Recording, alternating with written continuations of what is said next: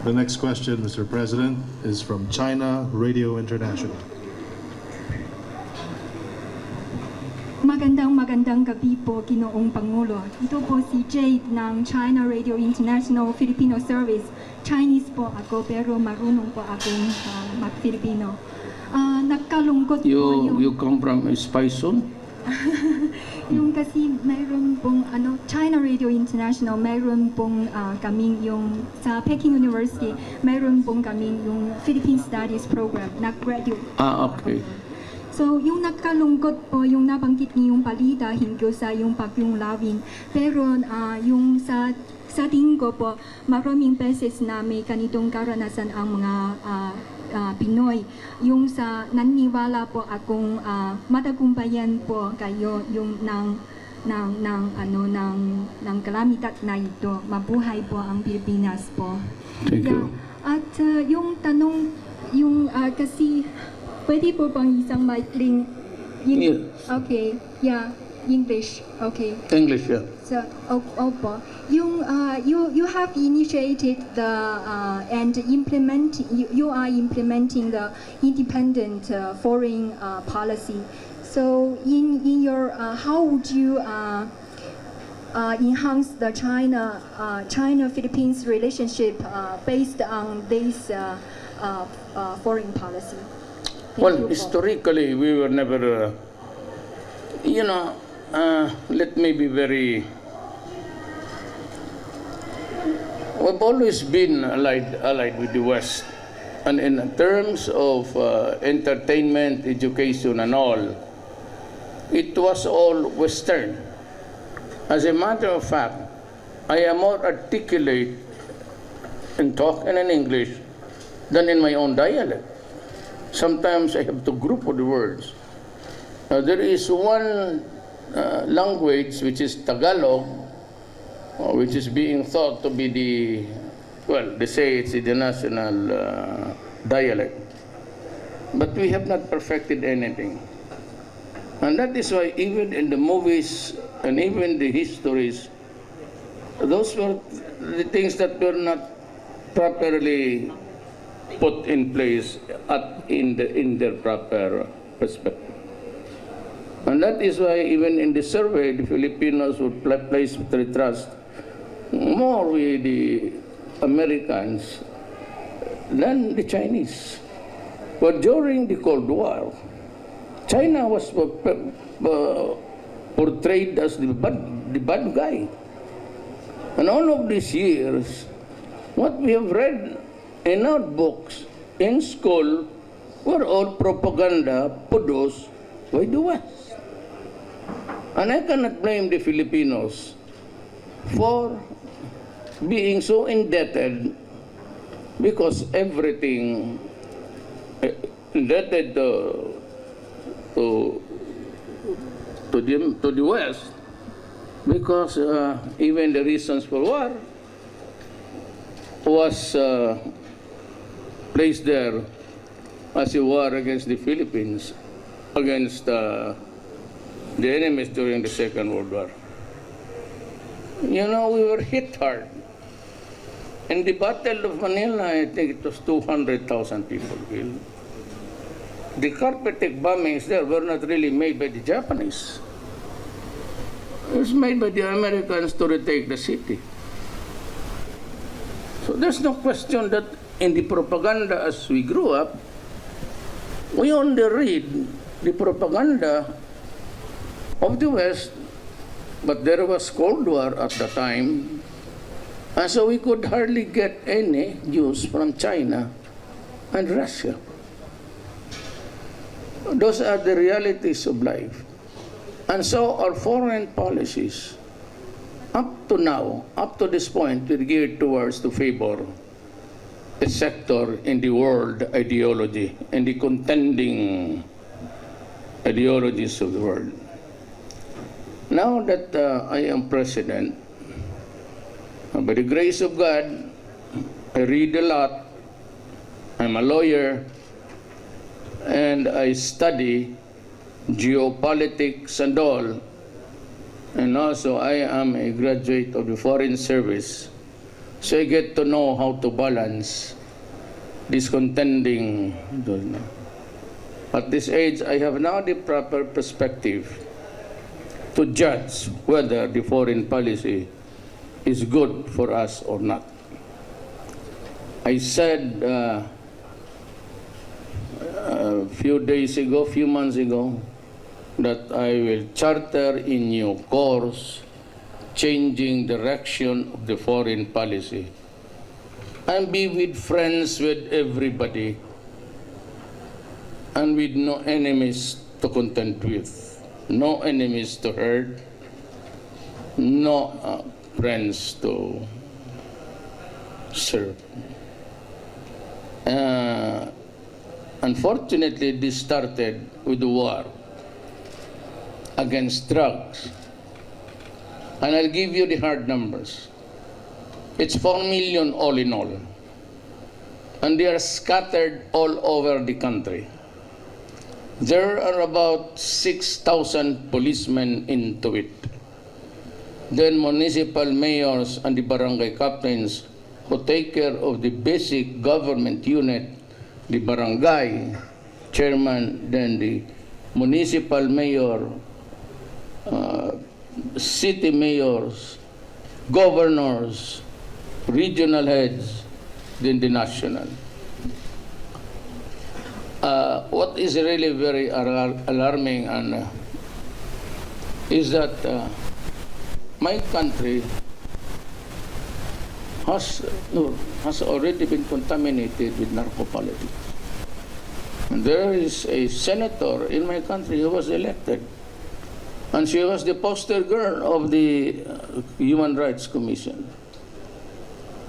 And the thing that, why this reason, why I am known to you guys are interested to hear about me, is because while I was explaining the quandary of my country and the sheer number and the danger that would impose on the next generation, and it will be a failed state just like in Latin America and in Mexico, in that border there between Texas and Mexico.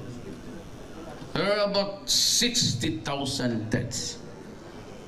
But I never heard of the State Department of Obama and the EU complain about it. They were focusing on me because that issue, which is really correct, was an issue against me when I was mayor.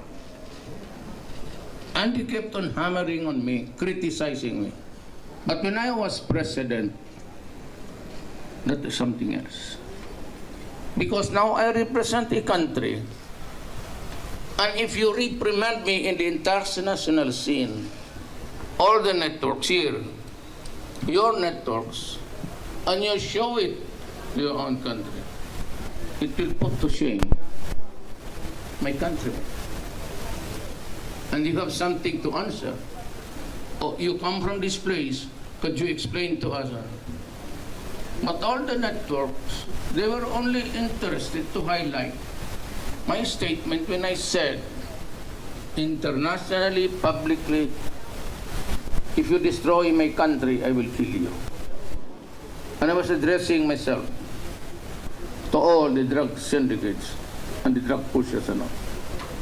And I said, if you destroy the youth of the land, deprive us of the resources of tomorrow, I will kill you. And they kept on happy that he said that the president has been heard saying that he would kill people because they did not understand the statement, because they were dumb-headed. You know, China, America, Russia can perfectly say it, and it's very legitimate and valid. If you kill my country, there's the word, even if, it's conditional. I don't know what happened to these guys with their grammar. I mean, we are not that sophisticated and our English acquired culture. But they should go to, if So if you do not destroy my country, then I would not kill you. But they keep on hammering on the issues of killing alone, because they like it and threatening me with going to the international criminal court. And I said that was enough. And I said no. Since nobody was listening to me, I gave them the word bullshit, all of you. Then they suddenly heard, oh, there's somebody bullshitting us. Who is this guy? Now they know that it's me. Now they are hearing. What's wrong in saying you kill all the criminals? The police, when I say, yeah, you're ordering the police, look, the soldiers of my country, they go to a 4-year course, Philippine Military Academy. The police, there's another school, the Philippine National Police Academy. They study for 4 years before they become full-fledged law enforcement. They all know that when you say you kill them, it's either just like in the Old West. It is not our words. It is the words of the American cowboy in the movies. Billy the Kid, wanted, dead or alive.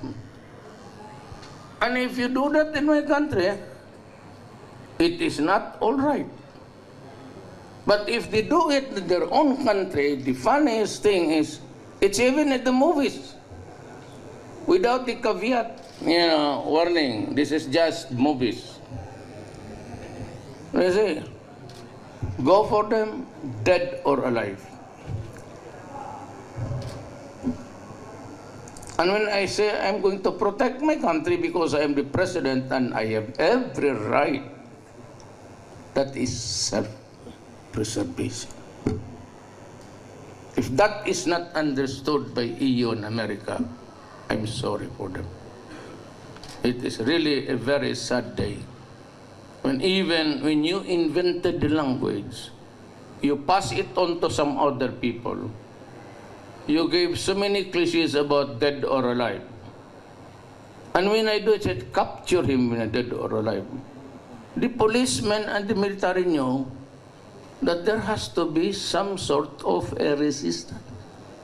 And that resistance must be violent.